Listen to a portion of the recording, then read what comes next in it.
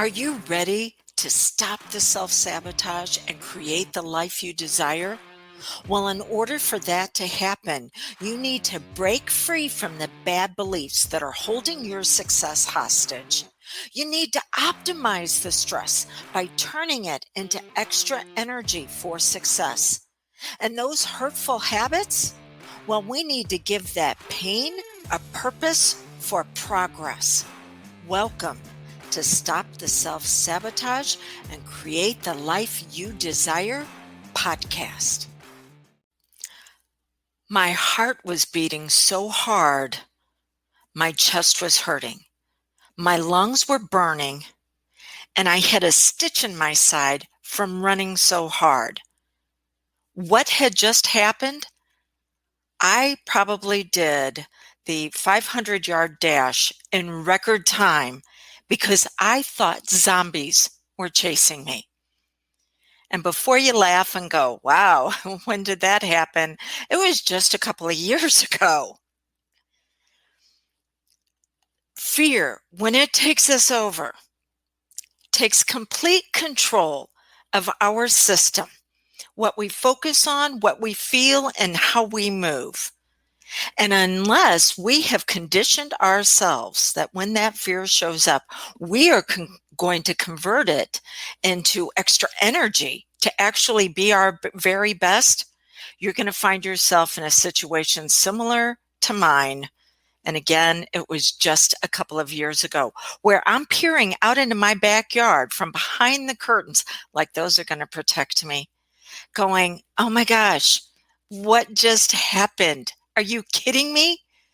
And the other part of me is looking out in the backyard going, but I need to make sure there aren't any zombies. Okay, so this is what happened. A couple of years ago, it was in the fall, Friday night, Andrew was over at some friends helping them with a remodeling project. So I was by myself.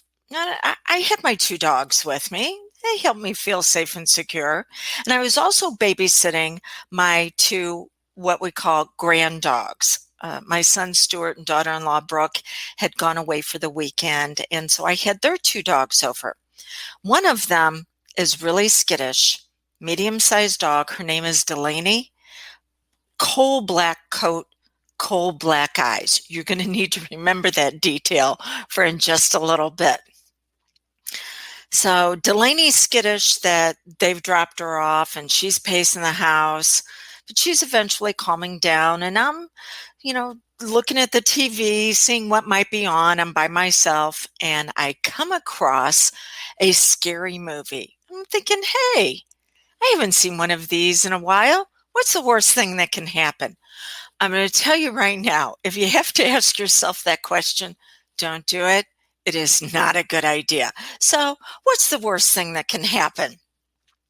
Turn it on, watch the scary movie. Took me back to whenever I was a little kid, and on Friday nights they had creature features. Now that's something else to remember. When did I originally watch scary movies? When I was really young. All right, so fast forward, the movie's over. I'm deciding to go to bed. Have to let out all the dogs before I do that. And as soon as I let them out, Delaney runs over to one side of our house. What's important about that? We got a pretty decent backyard, pretty good size. And on the one side, there's no lights. It's completely dark. Huge maple tree covering that side of the yard. And Delaney's over there by herself. All I can think of is that what if she tries to jump the fence to go find her mom and dad? So I run out of the house. I leave the back door standing wide open to go catch her before she does something stupid, not knowing I was going to be the one doing something stupid. So I'm over on the side of the house, no lights. There's no moonlight and no stars because it was heavily overcast. And I'm over there, Delaney, where are you? Delaney, come here. And about that time, I hear a twig snap behind me. And as soon as I did, my primal brain took over and said, Zombies. I forgot the dog. I forgot all the dogs. All I could think of was something's going to try to eat my brain, not knowing it had already started, and it was called fear. So I'm running as fast as I can for that open back door.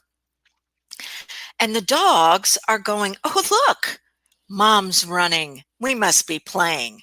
And they start chasing me. So all I can hear is footsteps behind me, and it's gaining on me. Well, the dogs get closer to me. And remember, I'm thinking zombies. I'm dead.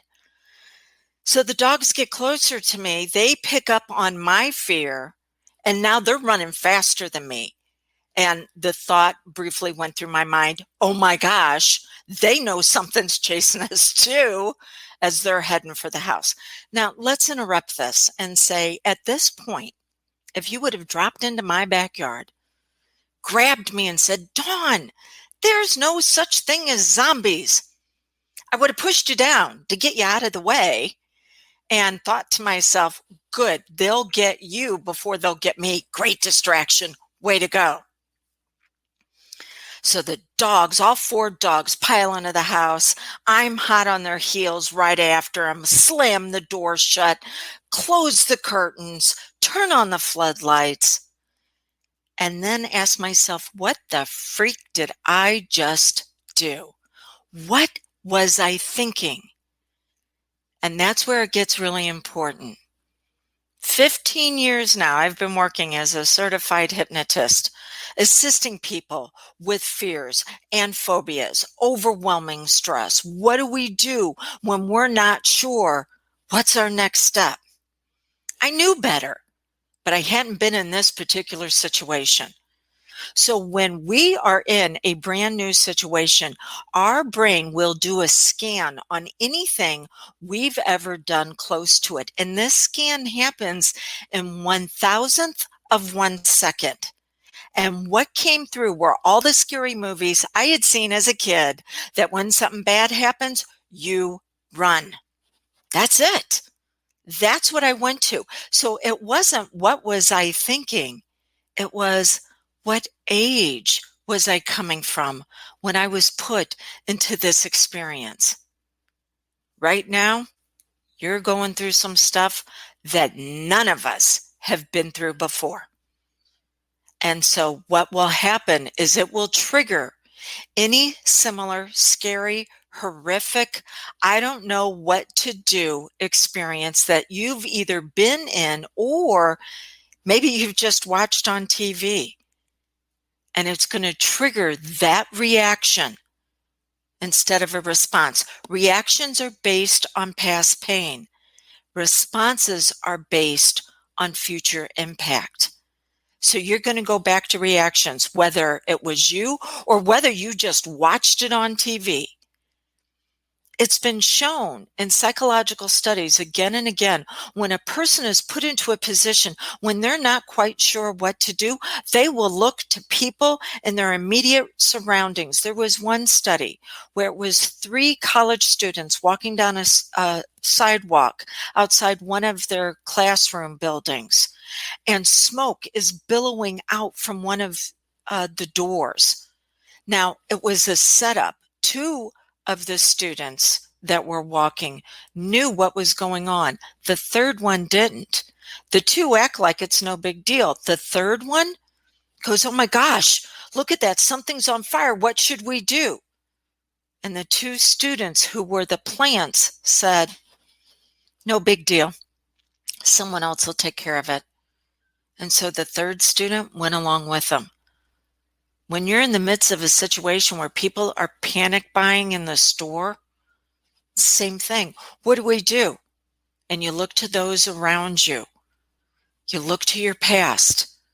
And the age you were whenever that imprint first took place of this is how we handle panic situations, that's what's going to come out. That younger you looking for certainty. So what do we need to do? Well, it's what I did. I realized that I'm going to be put into some scary situations at times.